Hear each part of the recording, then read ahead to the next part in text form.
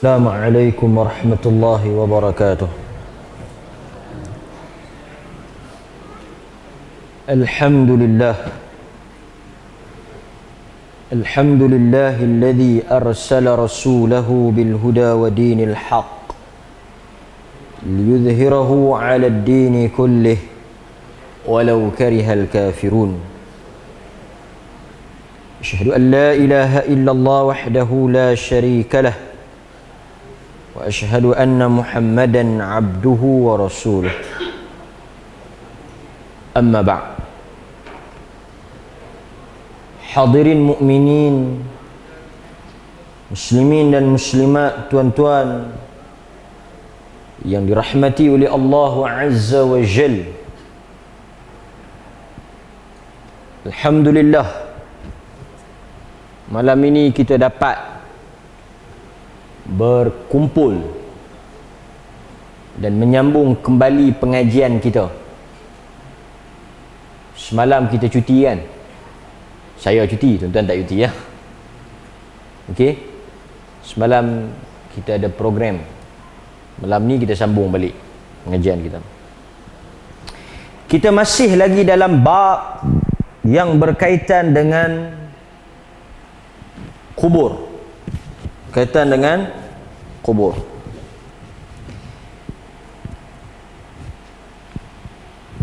Perbincangan kita pada malam ini adalah berkaitan dengan topik fitnah kubur.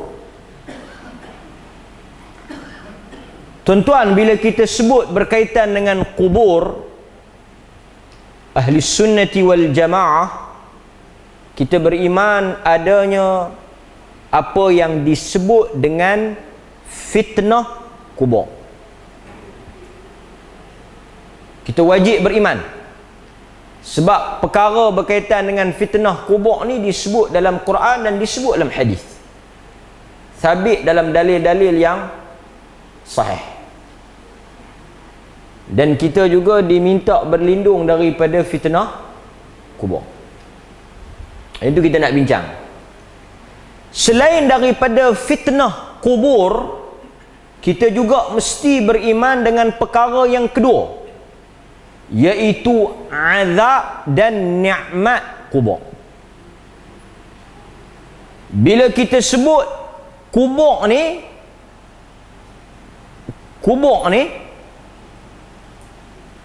dia tak lari daripada dua perkara. Satu, fitnah. Yang tu yang kita nak bincang. Dan perkara yang kedua, azab dan nikmat. Azabuhu wa na'imuhu.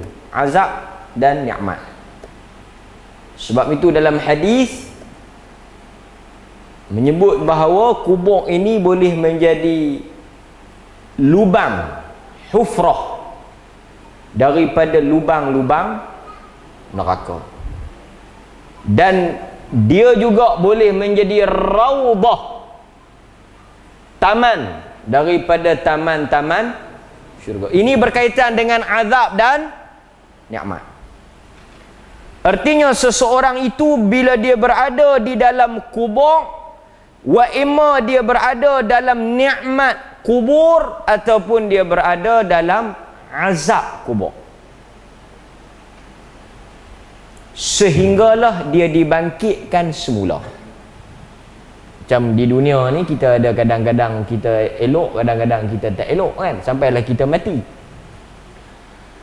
Sebab itu perjalanan kita ni sebenar-benarnya dia hanya akan berhenti sebagaimana Quran kata, wa innama tuwaffawna ujurakum yawmal qiyamah faman zuhziha 'anil nar wa udkhilal jannah.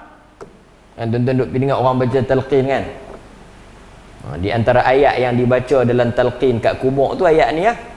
Sesungguhnya setiap yang bernyawa itu pasti akan mati, dan mereka itu akan diwafatkan, dimatikan bersama-sama dengan amalan mereka. Yang Nabi sebut tu, ingat tak lagi? Nabi kata apa? Yutba'ul mayyita salasah. Quran kata wa innama tuwaffawna ujurakum yaumal qiyamah, dan mereka itu dimatikan bersama dengan mereka yang menemani dan menyelamatkan mereka adalah amalan mereka. Dalam ayat yang lain tak ada guna lagi anak bini apa semua yang kita selalu duk baca kat tuan-tuan tu, yang tuan-tuan selalu duk dengar tu. Yauma la yanfa' mal wala banun, tu amalan tu. Sebab itu Nabi sebut dalam hadis, Nabi kata yutba'ul mayyit salasah, diiringi atau diikuti jenazah itu dengan 3 perkara. Fayarji'u ithnani, dan balik maknanya tinggal jenazah tu seorang-seorang wa yabqa, tetapi yang kekal menemaninya, bersama dengannya, setia dengannya hanyalah amalan dia. Yang balik tu siapa? Maluhu wa ahluhu, harta bendanya dan anak pinaknya balik, tinggal dia. Alhamdulillah ada orang yang kena tinggal dah, siap-siap dunia lagi tinggal dah kan. Tapi semua akan balik, semua akan tinggal. Sebab tu tuan-tuan jangan susah hati ingat. Jangan duk opening kepala angkat dengan anak-anak ni. Jangan duk nak sayang pun sayanglah, padahal patutlah. Kita semua akhirnya akan berpisah. Mereka akan meneruskan kehidupan mereka, kita akan menjalani kehidupan kita. Sama ada kita dahulu yang pergi ataupun mereka dahulu yang pergi. Ada orang yang mak okey lagi, anak dia dah pergi dah. Pokok pangkalnya kita akan berpisah. Itu hakikat yang kita nak kena terima. Okey. Tetapi yang akan setia bersama dengan kita, yang akan mempertahankan kita, yang akan membela kita, menyelamatkan kita, amalan kita. Pasal itu tuan-tuan kena pesah amalan ni lebih daripada pesah anak-anak. Tapi duk kalut ke anak. Anak tu pimai-pimai dia nak tinggal. Faham tak? Ni anak nak balik nak makan ketupat, tak main kuliah maghrib. Anak tu dia akan tinggal kita. Yang akan, pasal tu kita ni prioriti kita amalan kita. Keutamaan kita amalan kita, kerana itulah yang akan menemani kita. Bukanlah kita kata tak peduli keluarga, tak, kita kena tahu lah. Setengah-setengah orang ni dia tak tahu yang mana yang akan kekal dengan dia. Okey. Itu menunjuk kepada adanya azab dan nikmat kubur. Yang tu kita dah bincang dah, saya ingat. Kita dah cerita tentang sebab azab kubur, punca azab kubur seperti tidak bersuci daripada kencing, mengadu domba, kita dah bahas. Cuma malam ni kita nak sentuh sikit tentang fitnah kubur. Tuan-tuan, bila sebut tentang fitnah kubur, satu sebelum tu, fitnah ni tuan-tuan kena ingat dalam bahasa Arab, terutama Al-Quran. Ni kalau orang yang mengaji dalam bahasa Arab, kita nak faham makna bahasa Arab ni, kita kena tengok konteks penggunaan dalam Al-Quran. Quran guna untuk apa? Bila Quran guna benda tu untuk memaksudkan perkara itu, itulah makna yang paling benar. Dalam Al-Quran, perkataan fitnah digunakan dengan maksud ujian. Ujian atau ujian? Ujian ni nak tengok sama ada kita tu pandai ke bodoh, berjaya ataupun gagal, selamat ataupun kecundang. Sebab kalau tak test, tak tahu. Test, ujian. Itu makna asal perkataan fitnah dalam Quran. Ahasiban nasi an yutraku an yaqulu amanna wa hum la yuftanun. Dalam Quran, adakah mereka menyangka, orang beriman ni, tuan-tuan ni, saya, kita semua ni beriman atau tidak? Kalau orang tanya kita beriman atau tidak, kita kena jawab saya beriman. Kena confirm itu iman. Dia tak boleh, dalam akidah kita tak boleh istisna. Hang beriman ke tak? Kononnya nak warak. Ish, aku nak jawab aku beriman tapi aku pun duk buat jahat. Berimanlah kot haram. Soal dalam dia mengucapkan kata dia beriman, dia buat maksiat, itu isu lain. Itu isu iman naik dan turun. Tuan-tuan beriman ke tak? Jangan duduk wah-wah, jangan duduk tengok kanan, tengok kiri, Dia kena confident, dia kena dengan nada yang tegas, yakin, ya, saya mukmin, beriman. Kerana tak boleh seseorang itu meragui keimanan dia.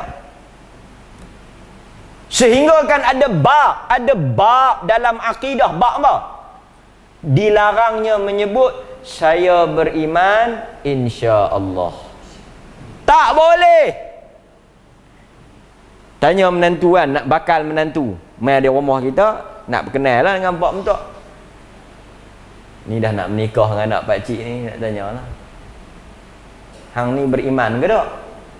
Dia pun nak jawab tu bagi nampak macam kemah lah. InsyaAllah saya beriman. Pi! Mana boleh satu orang kata dengan izin Allah saya beriman? Tak boleh. Dia mesti kata saya mukmin. Isu sama ada iman dia itu kuat, iman dia tu lemah, iman dia tu sempurna, iman dia tu mantap. Itu isu lain. Kerana al-iman yazidu bit-ta'ah wa yanqus bil ma'siyah. Iman itu dia akan naik dengan kita melakukan ketaatan dan dia akan turun dengan kita melakukan kemaksiatan. Itu perkara normal. Iman kadang-kadang naik, kadang-kadang turun, kadang-kadang rasa bagus, kadang-kadang buat maksiat. Itu perkara biasa. La yadni az-zani hina yadni wa huwa mu'min. La yasri as-sariq hina yasri wa huwa mu'min. Nabi kata tak akan beriman, tidak akan berzina. La yadni az-zani, tak akan berzina, tak akan berzina. Satu orang yang berzina tu ketika mana dia berzina dia beriman. Ini antara dalil. Dalil apa? Iman tu naik dan kurang. Makna kata Nabi, ketika mana ada iman, satu orang tak akan berzina, satu orang tak akan mencuri.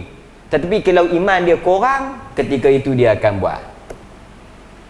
Sebab itu bagi kita, orang yang melakukan dosa besar, dia masih mukmin. Dia masih mukmin. Dia masih orang yang beriman. Selagi mana dia tak terlibat dengan syirik. So kita tak boleh wah-wah. Bab iman ni tak boleh wah-wah. Beriman kepala bapa apa kan, berasak pagi petang, itu isu lain, itu isu iman korang kan. Tapi kita tak boleh kita menafikan iman. Sebab itu bila tuan-tuan baca hadis seperti Nabi kata apa?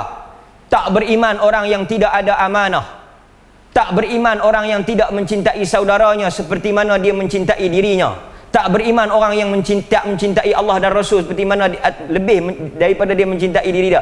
Tak di sini bukan tak beriman dalam arti kata tak ada iman. La di situ nafyu lil kamal. Dia bukan bermaksud tak beriman tu tak beriman. Maknanya dia tu kafir dah. Tak sempurna iman. Maknanya iman tu ada tapi tak sempurna, makna tak kuat lah. Kalau dia tak sebab lawan kepada iman apa dia? Lawan kepada iman kufur.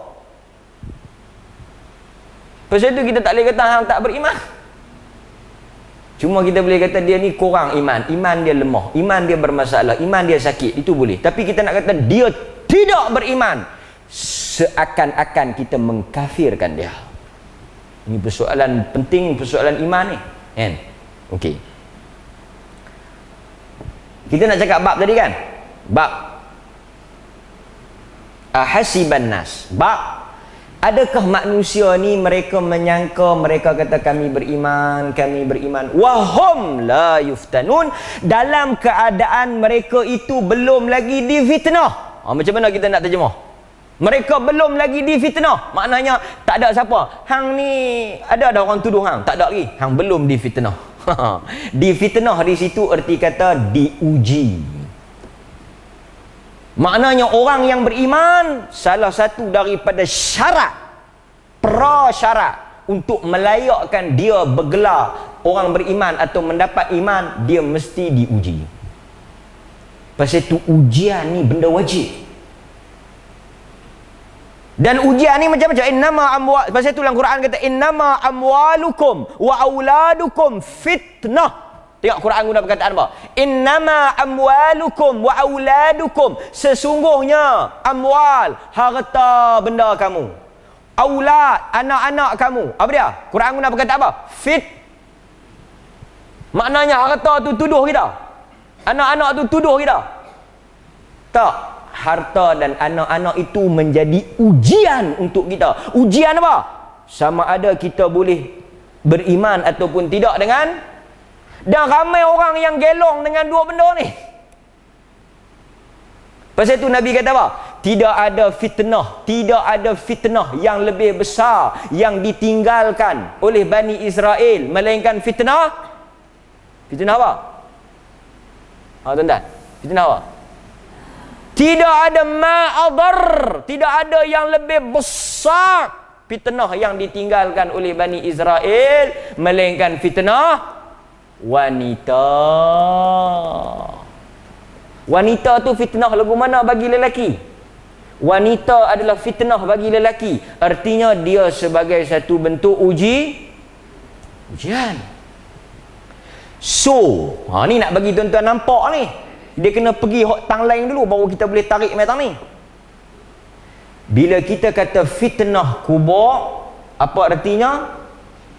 Ujian kubur. Ujian kubur ini nak menentukan apa? Nak menentukan sama ada kita memperolehi azab ataupun nikmat. Tuan-tuan nampak tak dia punya keterkaitan, hubung kait di antara fitnah dengan azab dan nikmat ni. Maknanya untuk seseorang itu memperolehi nikmat ataupun azab, dia akan difitnah terlebih dahulu. Difitnah ini dalam erti kata diuji terlebih dahulu. Artinya fitnah kubur adalah ujian. Ujian apa? Nak uji apa lagi, dah mati dah. Hidup ni bolehlah diuji dengan kekayaan, diuji dengan pangkat, diuji dengan nama, diuji dengan segala-galanya, ujian. Mati ni uji apa? Diuji dengan soalan. So nampak tak? Dia pergi dah. Dia pergi pada fokus dia. Artinya bila sebut fitnah kubur, ni duk mengaji 30 tahun. Fitnah kubur pun tak ketahuan. Bila tanya fitnah kubur tu apa dia, pakcik? Lepas kita mati pun orang duk fitnah kita lagi. Tu dia bagus. Ni lah yang boleh nasi lemak tu. Ilmu tak boleh. Kita mati pun mereka duk fitnah, buat macam-macam dekat kita. Itulah fitnah kubur. Daripada hidup sampai ke mati kita orang fitnah. Fitnah kubur ni dia merujuk kepada soal jawab. Jelas Nabi kata, Nabi sebut. Masa ni tuan-tuan, semalam saya ceramah dekat polis. Ketua polis pun ada apa semua pun. Saya kata sikit-sikit lah, tak boleh lah kata banyak-banyak, saya tak balik. Saya kata secara umum lah. Ustaz dia mesej peribadi. Dia ada dalam polis ni ada ustaz. Ustaz dia mesej peribadi lah. Dia minta beberapa tajuk disentuh. Tapi saya kata kalau aku hang tak berani sentuh, nak aku sentuh pi. Minta saya sentuh kan. Tapi kita sebut secara umum. Faham tak tahu. Kita kata ketika berada di hadapan Tuhan, tidak ada lagi erti pangkat dan kedudukan. Tuhan tidak memandang kepada kekebalan. Ketika di dunia dahulu mungkin kita boleh berpangkat dan berkedudukan, ada kabel yang akan mempertahankan kita. Bila kita pun bantai-bantai, time makan dia boleh duduk, ustaz makan okey ya. Kalau time makan setengah-setengah tu imam ni bukan kata siapa-siapa lah, setengah-setengah penganjur ni dia, kita nak tahu dia respon dia pada ceramah kita tu time makan lah. Kalau dia boleh suar mai dalca kat kita, dia kata nah ustaz tambah okey. Tapi kalau pinggan kita pun dia tak ambil, dia marah tu. Kita duk cakap, kita duk cedok nanti, pinggan pun dia tak suruh. Dia makna dia terguris. Sebab itu kita nak mengelakkan daripada benda ni berlaku, kita tak makan terus. Sekali ikut dia kadang-kadang ada dia bagi kita sakit hati, dia jamu pisang, dia kata ceramah ni bukan boleh deras sangat. Dia duk kata kita, tadi dia tak boleh nak kata, kita duk geram kat dia, kita buang pisang, makan kulit, tinggal isi. Tapi manusia ni kadang-kadang bila manusia ni dia bukan tak boleh ditegur, dia mungkin cara tegur tu tak kena. Tak ada manusia yang tak boleh tegur kan? Cuma kadang-kadang approach, pendekatan kita nak pilih tenyeh dia tu mungkin pasal dengan kedudukan tu tak boleh lah kan. Pasal itu menegur pemerintah pun Islam larang kita tegur, pasal dia ada kedudukan kan. Dalam bab imam pun tak boleh kita duk pi tawan, habis kita geram tu imam tu pun dibenarkan, subhanallah. Kita tak boleh kata apa ni juz amma pun sangkut, tak boleh, walaupun kita duk mendidih tak sanggup dah kan. Baca juz amma pun kokak lainlah kalau baca Baqarah kan. Hari ni baca doa istisqa, saya tak tahu dia jadi lagu mana. Setengah-setengah tu imam bila baca teks khutbah dia pergi sebut lain, hak tak ada dia pergi sebut. Hari ni dia baca orang tak tahu kan. Silap hari bulan bukan minta turun hujan, minta panas lagi. Makmum di bawah dia duk amin ya. Okey. So ujian kubur ni kita balik. Bila kita kata ujian kubur artinya pertanyaan. Nabi sebut dalam hadis. Sebelum daripada Nabi balik, Nabi kata istaghfiru li akhikum fa innahu al-an yus'al was'alullah at-tathbit. Ni antara sunnah bila kita pergi kubur.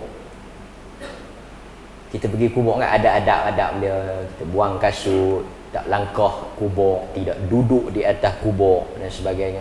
Dan antara benda yang disunahkan sebelum balik, sahabat kata Nabi sebut pada kami istaghfiru li akhikum. Sebelum balik masing-masing tolonglah mohon keampunan untuk saudara kamu.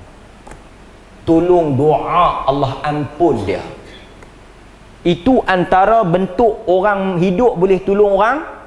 Sebab orang kita ni kadang-kadang dia tak nampak tau orang sunnah minta maaf. Orang sunnah ni kadang-kadang dia tak tahu nak tolong macam mana. Dia tak boleh tahlil, dia tak boleh buat kenduri arwah, dia jam terus, dia tak tahu nak tolong. Betul, memang tak ada lah benda-benda yang kita sebut tadi tu, tapi ada cara. Sebab hubungan orang hidup dengan orang mati ni dia tak putus. Bukan artinya bila kita kata benda-benda ni tak boleh buat, artinya kita tak ada alternatif untuk kita nak bantu si mati. Banyak. Kita kata tak boleh tahlil, tak boleh buat kenduri ramai-ramai, tapi bukan tak boleh baca. Satu anak nak baca, baca. Tak ada masalah. Pak dia mati, malam tu dia nak baca Quran, baca. Bukan tak ada majlis mestinya tak boleh baca. Itu kena salah, jangan salah faham. Dia nak baca, baca. Dia nak baca sama-sama keluarga dia, tak payah buat kenduri kan, baca. Abang lu baca, abang ngah baca, bukan tak boleh baca. Oh tak boleh baca, balik-balik semua belengkak, ada buka istro, ada main telefon pun semua. Apa tak baca kat pak-pak hamba, tak baca kat arwah-arwah mak hamba. Baca-baca apa ni semua mana ada dalam sunnah. Hak mana yang tak ada, hak mana hang balok semua tenyeh sunnah kan. Tak apa kata tak ada boleh. Satu orang anak mak dia mati siang, dia buka Quran dia baca, tak ada masalah. Min amalil walidin salih, daripada amalan anak salih.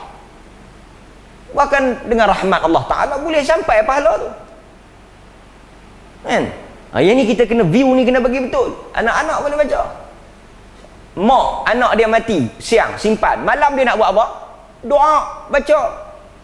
Baca Fatihah ke, baca ayat kursi ke, doa ke, salat. Doa anak dia. Banyak boleh buat. Kan? Untuk dia membantu malam pertama anak dia kubur. Kita anak menikah pesah bilik tak sanggup. Bilik malam pertama untuk anak kita buh bunga ni, buh bunga ni. kan? Lebih pada pengantin tu. Dulu aku menikah dengan pak hang, lepas tak buat dulu ni, aku nak buat pergi hang kemas lagi. Malam pertama anak kita baca doa lebih, kita getak lebih. Kita tak pernah memikirkan bagaimanakah malam pertama mereka dikubur. Ingatan itu, ingatan kasih dan sayang kepada anak ataupun orang keluarga kita yang mati itu boleh diterjemahkan dengan amalan soleh, doa dan sebagainya. Boleh. Okey? So, Nabi kata istaghfiru, pakak-pakak doa minta ampun. Yang kedua Nabi kata was'alullah at-tathbit, minta Allah tetapkan lidah dia. Kerana fa'innahul an, sekarang ini, al-an yus'al, dia akan difitnah, ditanya soalan. Artinya fitnah kubur, ujian. Ujian itu dalam bentuk soalan. Soal kubur yang akan ditanya oleh mungkar dan nakir. Dalam hadis tu sebutkan, bila diletaknya mayat, atahu malakan, datang dua malaikat. Dan orang yang mati ni memang dia dengar. Dia dengar. Orang mati ni memang dengar. Cuma dia tak boleh jawab ya. Tak boleh jawab lah. Maknanya dia tak boleh nak berkomunikasi dah. Tapi kita balik tu dia tahu. Nabi kata mereka yang mati tu mendengar. Tapak kaki kita balik tu. Jangan sekali pula, hai, jalan pelan-pelan, jangan bagi dia perasan kata kita balik. Tak ada lah, jangan dia buat cerita kartun kan. Dia dengar kita balik. Tuan-tuan, apa perasaan tuan-tuan? Tak payah mati, kita sakit di hospital pun orang ramai-ramai, lepas tu balik seorang-seorang, kita sunyi, tak mati pun, tak ada soal jawab pun, kita rasa sunyi, takut kan? Tuan-tuan bayangkan, kita tahu dalam keadaan mereka meninggalkan kita, akan datang atahu malakan, dua malaikat. Yang ni tuan-tuan confirm, baik orang besar, orang kecil, siapa pun daripada kalangan manusia akan ada.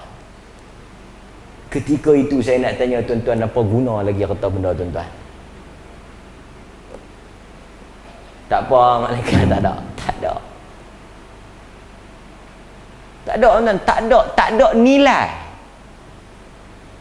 Pasal tu yang tuan-tuan duk sayang sangat ni untuk apa? Sampai kadang-kadang setengah tu nak bayar zakat pun payah. Ni saya nak kata tapi dalam masjid memang tahun ni harum manis tak jadi yo. Alhamdulillah. Pasal depa tak bayar zakat. Ada ustaz tau, ustaz kata apa? Ni, zakat ni padi je tau. Dalam nas, pandai bab tu. Ada. Nas, memang dalam harum manis ni mana ada zaman Nabi. Tak bayar. Dia sebut pasal tak ada, dia punya hujah pasal tak ada dalil. Kita Dr. Yusuf Al-Qaradawi dah, orang tanya dia, boleh ke bayar zakat kelapa sawit, getah apa semua ni? Dia kata hampa ni tak tahulah nak faham macam mana kepala otak hamba ni. Dia kata kalau hok tanam padi, hok boleh 3-4 ratus pun kita kenakan zakat. Yang tanam kelapa sawit boleh bilion tu hampa tak ambil zakat kat dia. Aku tak faham apa fikir lagu mana. Tu Yusuf Al-Qaradawi jawab masa tu, orang tanya dia di Universiti Melaya. Dia pergi Universiti Melaya, orang mangkit tanya dia. Tanya tentang isu bayar zakat kelapa sawit ni. Kelapa sawit tak ada dalam nas, tak ada dalam ayat Quran, tak ada dalam hadis kita kena bayar. Tapi kita boleh fikir, kalau padi, tuan-tuan, orang tanam padi dengan tanah harum manis, siapa yang lebih kaya? Tiba-tiba hak yang tak boleh tahu mana kena, hak boleh berbelah-belah ribu simpan sengah. Agama apa ni? Sengit tak ketahuan kepala ekor. Kami hak tak ketahuan apa nak boleh nak kena bawa keluar, hak nu berbelah-belah ribu, 2 biji 45 ringgit. Hok nu kecoh lagi, padi ringan pi duk terjam layak pi nak timbang. Tiba-tiba hok tu kita pi pelokoh ambil. Dan sebab tu dalam hadis Abu Dawud, dalam riwayat Abu Dawud, Tuhan tahan ayat hujan ni kerana dosa manusia tak mengeluarkan zakat. Ayat boleh peri, tak nak bayar. Lepas itu kita kena muhasabah. Dan ada pula dah yang sebut daripada tahun lepas, kali ni memang kita bubuh harga betul-betul lah. Noh, buh sungguh. Tak ada hampa nak buh, Tuhan buh hampa dah. Tadi tahun ni, tidak tahun ni pakai duk balut dah. Yang jual kertas pun demam. Tak tahu nak jual kat apa. Balut cucuk lah lepas ni. Tapi manusia ni memang kadang-kadang dia kalau tak diuji, dia tak kena, dia tak sedar. Dia tak sedar. Tuhan kalau nak buat tuan-tuan, hujan lebat kalau nak bebuh pun bebuh. Tapi semua tu satu teguran untuk kita. Kan? Okey. Balik kepada fitnah kubur tadi. Soalan-soalan yang akan ditanyakan itu adalah berkaitan dengan Tuhan kita, agama kita dan Nabi kita. Ini yang disusun oleh Syekh Muhammad bin Abdul Wahhab. Dia buat satu kitab Al-Usul Al-Thalathah atau Salasatul Usul. 3 usul pokok. Dia ambil hadis ni lah. Hadis tentang siapa Tuhan, siapa agama dan siapa Rasul. Jadi dia karang. Di 3 soalan ini yang dipanggil fitnah kubur, merujuk kepada 3 soalan ini. Dan ada orang yang bila dia tanya, kita baca dah hadis tu kan, Bara' ibn Azib, bila dia tanya, dia jawab Allahu Rabbi. Dia jawab lancang, fasih. Tuan-tuan balik tengok, balik buka, buat kajian sikit, surah Ibrahim ayat 27. Surah Ibrahim ayat 27. Dalam ayat itu Allah kata, yusabbitullahu alladhina amanu biqaulis sabit. Sesungguhnya Allah meneguhkan, menetapkan, sabit, menetapkan orang-orang yang beriman fil hayatid dunya wa fil akhirah. Ayat menetapkan itu, kalau tuan-tuan ada tafsir Ibnu Kathir, tuan-tuan boleh buka terus. Tuan-tuan boleh buka terus. Kerana apa? Sebagaimana yang disebut oleh Al-Imam Ibn Kathir. Ini tafsir yang dibawa oleh Ibn Kathir, Al-Hafidh Ibn Kathir Asy-Syafi'i. Dia kata apa? Yang dimaksudkan dengan meneguhkan itu, Allah menfasihkan lidahnya untuk menjawab fitnah kubur. Itu apa yang ditafsirkan oleh Ibn Kathir. Kita kalau baca tak faham. Allah meneguhkan, menetapkan perkataan orang yang beriman di dunia dan di akhirat. Menetapkan apa? Perkataan apa? Meneguhkan apa? Bila yang diteguhkan? Bila kita rujuk tafsiran para ulama, dia menjelaskan yang dimaksudkan dengan yusabbitullah, Allah meneguh, menetapkan itu ketika mana soal jawab kubur. So orang yang beriman, yang Nabi kata was'alullah, minta kepada Allah at-tathbit, tetap itu adalah untuk ditetapkan iman menjawab soalan.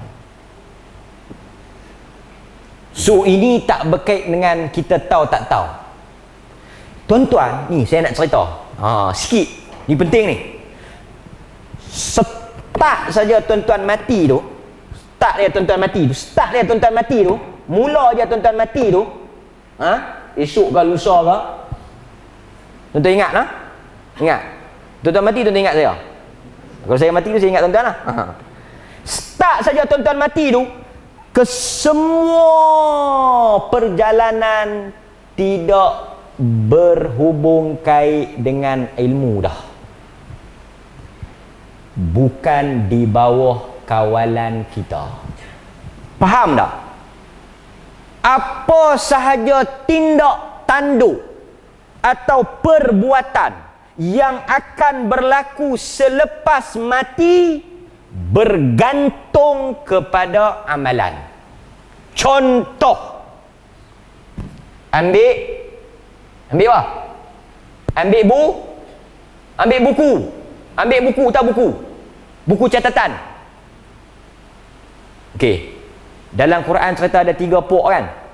Ambil belah kanan, ambil belah kiri, ambil belah belakang. Tuan-tuan nak ambil belah mana?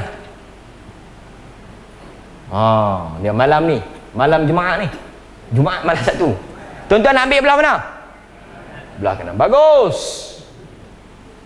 Ingatlah, bila malaikat suruh, tuan-tuan ambil belah tangan, belah kanan. Suruh tangan belah kanan. Okey. Jangan buat silap pula. Pisau belah. Ingat ni. Jangan lupa. Sekali tuan-tuan duk suruh belah kiri pula. Tak. Suruh belah kanan. Tapi jangan kat lu. Dia suruh ya, tuan-tuan pun suruh belah kanan. Selamat. Okey. Tu satu petua. Petua yang pertama, ambil buku belah kanan. Jangan duk buat silap. Tu dia nak boleh petua mana ni. Memang mengaji dengan saya yang boleh petua ni. Pilah mengaji dengan tok guru mana. Tobat dia tak abang. Saya yang pesan. Suruh ambil belah kanan. Kalau saya ni jenis tulis belah kiri. Saya ni jenis kidal. Orang panggil pun mak kidal. Hak tu hang kena kanan juga. Kanan. Okey. Kedua. Bila tuan-tuan nak lintah kubur nanti, lintah titian sirat nanti, ada masa banyak tau nak lintah tu. Ada masa banyak. Tuan-tuan training dulu sikit. Warm up. Pasal titi tu dia nipis lah. Dah warm up kan. Tapi siapa yang, kalau macam saya mati ni, potensi untuk selamat tu pasal muda lutut pun minyak duk banyak lagi. Kira kalau lari tu lepas Tapi kalau tuan-tuan main masjid, nak masuk pun tengah jam baru sampai datang pintu tu, harus maknanya keadaan ketika mana bermula daripada kita mati tu, dia beyond control. Dia sudah tidak berada dalam kawalan kita. Untuk menentukan apa dan siapa, bagaimana, itu bukan duduk di kita dah, tetapi dia duduk di amal. Sebab itu ilmu ni hanya untuk dunia ya. Sebab nak amal. Sebab ilmu ni kalau bawa wa yus'al, hadis Abu Barzah riwayat Tirmizi. Abu Barzah riwayat Tirmizi. Wa yus'al an ilmihi fima fa'al. Nabi kata wa yus'al, akan ditanya oleh Tuhan. Tanya apa? An ilmihi, tentang ilmu yang tuan-tuan duk main mengaji ni, macam-macam mengaji, macam-macam dengar kitab ni, kelas ni, duha ke subuh ke apa ke. Fima, pi mana? Fa'al, buat apa? So ilmu tak ada nilai lah. Tahu banyak mana pun tak guna dah. Hafal banyak mana pun tak guna dah. Sambil duk beratuk nak jumpa Tuhan. Pasal kita jumpa tiap-tiap tuan-tuan, termasuk saya ni, sorang-sorang. La tazulu qadam 'abd yaum al-qiyamah. Sorang-sorang, kita jumpa ni sorang-sorang berdepan. Tuan-tuan sambil duk tanya tu, tuan-tuan macam tuan-tuan kan. Jangan bimbang. Aku zikir pagi petang hafal dah. Al-Mulk hafal, Al-Kahfi hafal, 3 kul hafal. Banyak orang tu hafal berkandak pun tak ada makna. Tuhan bukan nak tanya hang hafal. Hang tahu hafal ni? Hak ni hafal tak? Hak ni tahu. Dia akan tanya tahu ke hafal? Dia tanya buat ke tak? Kerana yang buat itu sahaja yang akan menyelamatkan kita. Sebab itu Al-Imam Syafi'i, dia kata satu perkataan yang cukup besar makna dia. Dia kata apa? Al-ilm laisa ma hufidha. Dia kata ilmu ni bukan benda yang hampa hafal. Yang hafal tu bukan ilmu. Yang kita ingat, yang kita tahu tu bukan ilmu. Kata Al-Imam Muhammad ibn Idris. Tapi dia kata wal ilm, yang betul-betul dinamakan ilmu itu manafa'a, apa yang bermanfaat untuk orang yang tahu. Artinya makna perkataan Al-Imam Syafi'i tak ada makna, tak guna ilmu tu setakat tahu, hafal, ingat. tak membantu, yang maknanya berkesan atau bergunanya sesuatu ilmu manfaat, yang memberi manfaat. Dan macam mana ilmu tu nak memberi manfaat, dia tak mungkin memberi manfaat sehinggalah kita mengamalkan benda tu. Tahu macam-macam jenis ubat pun kalau tak makan tak jadi apa. Malam bukan boleh makan sangat, tapi nasi kandang 2 pinggan lah dalam dia duduk ceramah. Sambil dia duduk makan, lepas keluar nasi kandang. Malam ni bukan bagus kita amal bunyi ni. Tak boleh ni minyak nasi kandang pukul 10 dah balik nak lena ni. Lepas tu orang main nak tambah ni, boleh labur sikit lagi. Tak bagus kita punya gaya hidup ni dalam yang ni yang bagus ni. Cakap pandai tau banyak orang. Tiap-tiap malam nasi lemak tak boleh. Ambil tak 2 bungkus. Tapi dia sebut tak bagus, tapi dia tak berguna. Tak berguna. Cakap tu tak guna. Itu dalam Islam, lima taqulu ma la taf'alun, kabura maqtan 'inda Allah an taqulu ma la taf'alun. Quran kata tak guna kan. Okey, so balik pada poin kita tadi, itu maknanya soal jawab kubur. Okey. Kemudian kalau kita tengok lagi dalam, dan soal jawab kubur ni dia berlangsung sepanjang masa. Tak ada pengecualian. Tak ada riwayat kata dia ditangguhkan pada malam tertentu, pada masa tertentu, dikecualikan pada orang tertentu, diselamatkan orang tertentu. Semuanya sehinggakan manusia berbincang, ulama berbincang tentang adakah orang budak yang mati ada soal kubur. Ulama bincang tau, adakah baby yang mati yang tak ada dosa ni pun ada soal jawab. Sebahagian lagi kata ada. Pasal apa ada? Pasal Nabi mendoakan keselamatan untuk budak, jenazah budak. Tetap Nabi baca. Tuan-tuan kalau pergi semayang jenazah budak, apa doa yang tuan-tuan baca? Sama macam doa jenazah dewasa, cuma ada tambahan sikit. Kan pasal tu masa nak semayang tu dia habaq kan, semayang jenazah budak-budak, ingat tak? As-salah 'alal mayyit awit tifl. Kan? Semayanglah ke atas jenazah dan budak, kerana ada doa dia sikit, doa lain sikit. Tapi tetap ada minta selamat daripada azab kubur. Maknanya kata para ulama, sehingga akan orang yang mati dalam keadaan bersih macam tu pun tetap ada soal. Tapi nak soal jawab apa, dia tak ada dosa, Tuhan permudahkan dia jawab. Test tetap test, cuma bezanya dia dipermudahkan kerana dia dalam keadaan tak terlibat dengan dosa. Macam orang beriman, Tuhan tahu tak dia beriman? Tuhan tak tahu tak dia bagus? Tuhan tanya juga dah. Tanya juga, timbang juga. Patutnya kalau dalam rekod tu cemerlang, tak payah tanya. Tanya ni hanya kepada orang yang tak beriman. Tak, tanya pada semua. Sama ada wa imma dia beriman, tak beriman, semua ditanya. Yang tuan kata ni hok geng-geng pasal malam, kita lepas. Tengok muka pun Tuhan tahu dah. Okey. Okey, kita bagi laluan sikit pada azan, sekejap kita sambung untuk penutup berkaitan dengan fitnah kubur.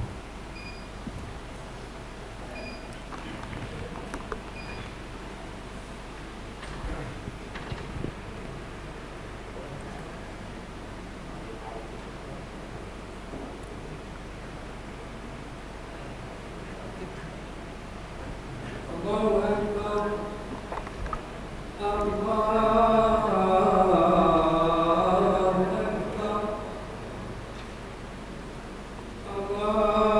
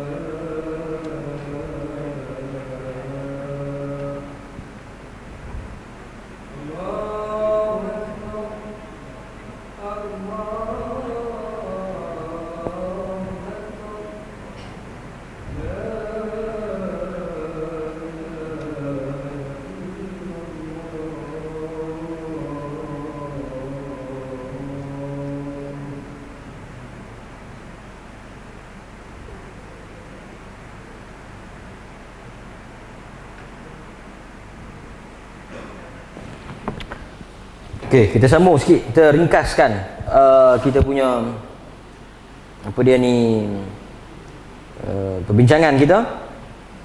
Antaranya untuk ringkas ni benda-benda yang saya nak sebut ni, antaranya yang disebut dalam huraian kepada akidah At-Tahawiyah, huraian para ulama ketika mensyarahkan akidah Tahawiyah, akidah Ahlussunnati wal Jamaah yang ditulis oleh Abu Ja'far At-Tahawi, ketahuilah bahawasanya seksa kubur adalah seksa ketika mana kita berada di alam barzakh, alam roh lepas kita mati. Dia ada alam dunia, ada alam barzakh. Barzakh ni tembok, benteng. Kita akan duduk dalam tu lah, tak keluar. Makna roh tak akan balik mai, jangan bimbang. Okey. Dan sesiapa yang mati berhak, maknanya wajib, dia akan mendapat fitnah kubur. Bila dia mati saja, tetap dia akan dapat, termasuk orang kafir. Orang kafir ni nak tanya apa Tuhan apa semua, memang dia tak beriman lah, tetap akan ditanya. Sekejap kita bawa dalil-dalil dia. Dan kata para ulama, tak kira lah sama ada dia ada kubur ataupun tidak. Ini soalan bagus. MA 370 kira lepas lah. Pasal mereka tak ada kubur, so macam mana nak diazab? Nama dia azab kubur. Jadi orang yang mati kena telan boyok, tak ada azab boyok. So depa ni malaikat tak dan tanya, tak boleh tanya. Malaikat ni bukan lagu JPJ. Dia tahan tang ni, kita masuk kot jalan tu lepas. Azab kubur ni hanya dia, walaupun disebut azab kubur, tapi dia bukan syarat kawan tu kena tanam dalam kubur baru kena. Dia tak kira lah mati kena telan dengan berimau kau, mati tak ada kubur kau kan, macam hang tuah tak ada kubur. Hang tuah ni tuan-tuan tahu tak, dia tak ada kubur. Mahsuri pun tak ada kubur. Tak ada. Tu makam mahsuri, yang tu depa buat sebagai produk pelancongan, bukan tanam di situ. Mahsuri ni ada tak ada pun tak tahu. Ada tak ada pun tak tahu. Mahsuri hok depa cerita tu lah, hok yang tikam-tikam keluar darah putih tu. Tu pun ada mamat mana pula pi kata, bukan mamat biasa-biasa, Syekh Darul Hadis. Jangan memang. Dia kata apa? Dia kata darah putih tu pasal dia wali. Dia wali. Kita kata ish, kalau darah wali ni darah putih, Nabi berdarah patah gusi. Sahabat berapa ramai yang mati, tak ada riwayat kata darah mereka putih. Sebesar mana pun keramat tok wali tu, dia tak akan boleh untuk menandingi seorang sahabat. Tiba-tiba mai sahabat Nabi keluar mai darah merah, tiba-tiba mai mahsuri darah putih, kemah lebih pada Nabi. Tapi kalau dia kata mungkin kawan ni apa, leukemia, kita boleh terima. Masa tu kau tahu, itu boleh tahu. Tapi nak angkat sampai lagu tu janganlah, jangan kan. Okey. Men, okey. So depa yang tak ada kubur ni kena. Tapi manusia ni Allah rahmat kita. Ada dalam hadis sebut, satu orang nak mati. Kita cerita kan hadis ni. Dia ni kerja dia curi kain kapan. Ni bukan cerita ni, hadis kan. Dia curi kain kapan. Kain kapan baru-baru ni dia curi, lepas tu dia pergi jual balik. Kira jahat tak ada dah. Bukan kalau kita curi orang hidup, tak apa, ni curi orang mati. Dia curi, dia nampak orang mati, dia korek-korek, dia ambil kain kapan tu, dia londeh kain kapan tu, dia kambuh balik, dia pergi jual. Basuh pergi jual. Dekat dia nak mati, Nabi bagi tahu kata apa? Dia pesan ke anak-anak dia suruh bakar jenazah dia. Sebab dia terlalu takut ni. Dia kata apa? Aku takut nak jumpa dengan Tuhan, takut sungguh-sungguh. Lepas dah bakar tu, hampa pecahkan buh dalam bekas ni. Abu tu hampa buh bekas ni sikit, buh bekas ni sikit, buh bekas ni sikit, buh bekas ni. Hampa pitauklah dia rata-rata tempat. Hampa pi tuang dalam sungai ni sikit, tuang dalam laut ni sikit, supaya malaikat dan Tuhan tak boleh cari jumpa aku. Tu dia. Dia punya, kalau kita fikir dosa dia tu meragui, memperlekeh Tuhan tu. Maknanya dia kata kalau kita hampa buat lagu tu, Tuhan tak jumpa aku, lepas. Tapi dia masuk syurga. Dia masuk syurga. Nabi sebut, kerana apa? Kerana Tuhan nilai takut dia tu. Dia buat tu benar-benar tulus khauf, takut kepada Tuhan. Walaupun perbuatan dia tu haram, tapi didorong oleh perasaan takut. Kan? Nampak? Kita jangan buat lagu tu. Tuhan cari jumpa. Kan? Mati pun duduk tang mana pun mati. Kan? Okey. So, azab kubur ni kerana kebiasaannya orang mati tanam dalam kubur. Tapi kalau dia mati tang mana pun tak boleh kena. Kan? Sama ada dibakar sehingga hangus menjadi abu, berterbangan di bawah angin, tenggelam di dasar laut, roh dan jasadnya tetap akan menjalani fitnah dan siksa kubur. Kan? Okey. Kemudian kita tengok pula, adakah azab kubur ini akan berlaku secara berterusan ataupun dia akan berhenti? Ini soalan yang terakhir untuk malam ni. Maknanya dia sentiasa berlangsung ataupun dia akan ada sampai berhenti? Maknanya lepas-lepas azab berhenti. Dalam hal ini kita ada dua pandangan ataupun dua jawapan. Pertama, orang kafir yang tak boleh menjawab. Memang dia tak boleh jawab mah, tapi dia tetap akan ditanya, kan? Mereka akan diazab sepanjang masa. Sebagaimana yang disebut dalam surah Ghafir ayat 46. Ini merujuk kepada Fir'aun. Allah Ta'ala buka pada waktu pagi sekali, waktu petang sekali, dia melihat neraka. Jadi berdasarkan ayat ini, ulama kata orang kafir ni, mereka punya azab tak ada henti dan tidak ada rehat. Demikian juga dalam hadis Barra ibn Azib yang diriwayatkan oleh Imam Ahmad, Nabi SAW menyebut tentang kisah orang kafir yang dibukakan pintu neraka untuknya dan diperlihatkan tempatnya di dalam tu. Itu salah satu bentuk azab. Dibukakan neraka untuk dia daripada kubur lagi. Itu antara bentuk azab. Dan sepanjang masa. Yang kedua sebagaimana yang disebut oleh para ulama, untuk orang beriman tetapi yang melakukan maksiat, mereka akan mengalami dua keadaan. Satu, ada tapi diringankan. Orang kafir tadi dia seksa terus. Tapi orang beriman ni dia akan ada ketika diringankan. Dalil dia apa? Nabi kepak pelepah tamar dalam riwayat Bukhari. Nabi lalu depa innahuma la yu'adzaban, mereka sedang diazab, wa ma yu'adzaban fi kabir, mereka tidak diazab pada benda yang besar. Kemudian Nabi kata sahabat, ambil pelepah tamar yang hijau lagi, basah lagi, kepak, cucuk. Lepas tu Nabi kata, mudah-mudahan yukhaffif, selagi mana pelepah tamar tu duk hijau, dalam riwayat Bukhari tu sebut, mudah-mudahan selama mana tak kering, selama itu diringankan. So dia ada masa diringankan. Diringankan ini dengan amalan atau bantuan orang hidup. Contoh, bayar hutang. Depa ni mentang-mentang duk masjid Ustaz Nazim, duk kena bayar zakat nah. Bayar hutang. Nabi nak semayang, satu orang tak bayar hutang. Lepas tu satu orang lain, yang ni yang tanggung hutang tu. Dia kata, semayanglah saya tanggung hutang dia. Orang lain boleh tolong bayar hutang orang lain.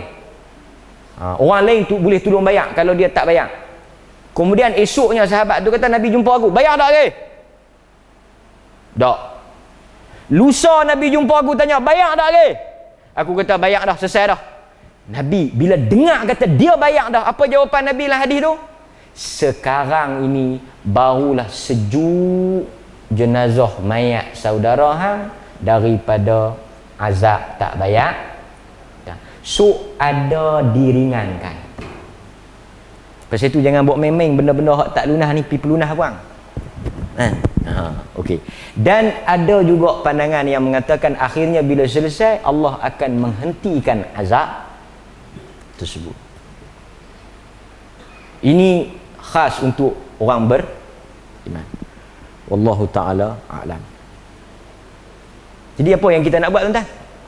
Takkan nak takut dah. Oh takut. Oh malam ni takut. Lepas tu habis takut, pakat 2-3 orang. Nanti capati. Tak jadi ya. So kita mesti ada perubahan. Lepas daripada tuan-tuan dengar ni, tuan-tuan mesti bersedia. Macam tuan-tuan pergi hospital lah. Kan? Hari tuan-tuan nak pergi diuji tes darah, tes tekanan semua, pandai, bersiap sedia. Posa lah, apa lah, pantang lah. Kan? Jaga pasal kita nak lepas, nak result itu nak solid. Maka demikianlah Nabi memberitahu benda ini sebagai nazir, sebagai peringatan untuk kita prepare dan kita selamat. Tapi lah ni cerita ni bukan hadis, saya saja nak cerita. Masa saya duduk mengaji tu, ada guru saya cerita.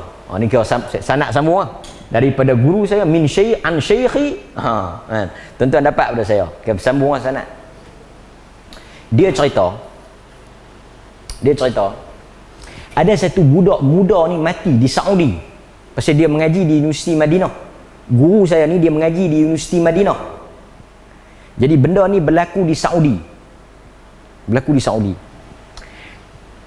Dia kata ada satu orang muda-muda, remaja mati. Tapi ni bukan hadis, ni cerita lah. Cerita yang kadang-kadang kita boleh ambil iktibar, tak pegang pun tak apa. So budak muda ni mati tau. Mati muda. Tuan-tuan kena ingat perkataan muda. Ada kes apa tak tahu menyebabkan hospital kena korek balik. Ada pasal lah kan. Ada kes kita kena korek balik mayat kan.